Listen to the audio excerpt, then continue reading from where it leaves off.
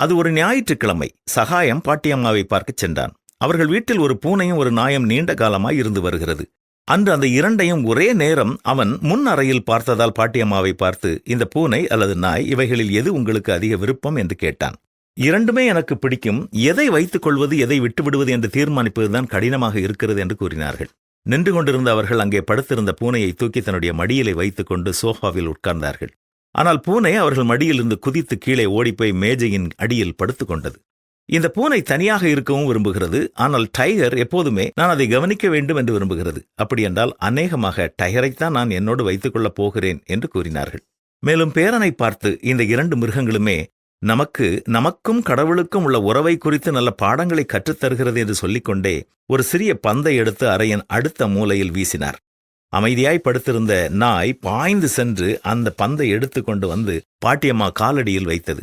மீண்டும் அவர்கள் அதை எறிவார்கள் என்றும் தான் எடுத்து வர வேண்டும் என்றும் பாட்டியம்மா முகத்தை ஏறிட்டு பார்த்து கொண்டே இருந்தது. ஆம், நாம் எத்தனை முறை இந்த பந்தை எறிந்தாலும் நாய் எடுத்து கொண்டு வர ஆயத்தமாக காத்திருக்கும். எனக்கு விருப்பமானதை செய்ய அதற்கு மிகுந்த விருப்பம் உண்டு. நாமும் கர்த்தரை பிரியப்படுத்தும் காரியங்களை செய்ய வேண்டுமில்லையா சகாயம் என்று கேட்டார்கள். இதை சொல்லிக் கொண்டிருக்கும் பொழுதே பூனை அவர்கள் அருகில் வந்து அவர்கள் கால்களில் உரசிக் கொண்டிருந்தது. இந்த பூனையிலிருந்து நீ என்ன கற்றுக்கொள்கிறாய் என்று சொல்லிக்கொண்டே அவர்கள் உட்கார்ந்தார்கள். கீழே நின்று கொண்டிருந்த பூனை சோஃபாவில் ஏறி பாட்டியம்மா மடியில் படுத்துக் கொண்டது. இது சற்று வித்தியாசமானது. அது விரும்பும் நேரத்தில் மட்டும் என்னிடத்தில் வரும். இதிலிருந்து நாம் கற்றுக்கொள்வது என்ன? நாம் விரும்பும் பொழுதெல்லாம் கடவுளத்தில் போவதை அவரும் ரொம்ப விரும்புகிறார். இரண்டு மிருகங்களையும் ஒவ்வொரு விதமாக தேவன் படைத்திருக்கிறார். எனவே இரண்டும் எனக்கு விருப்பம்தான் என்றார்கள்.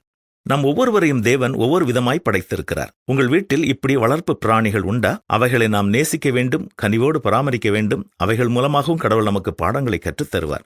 சகல காட்டு ஜீவன்களும் பர்வதங்களில் ஆயிரமாய் திரிகிற மிருகங்களும் என்னுடையவைகள். மலைகளில் உள்ள பறவைகளையெல்லாம் அறிவேன், வெளியில் நடமாடுகிறவைகளையெல்லாம் என்னுடையவைகள் என்று கர்த்தருடைய வசனமும் சொல்கிறது. இதை நாம் புரிந்து கொண்டு வாழ்க்கையில் செயல்படுவோமா?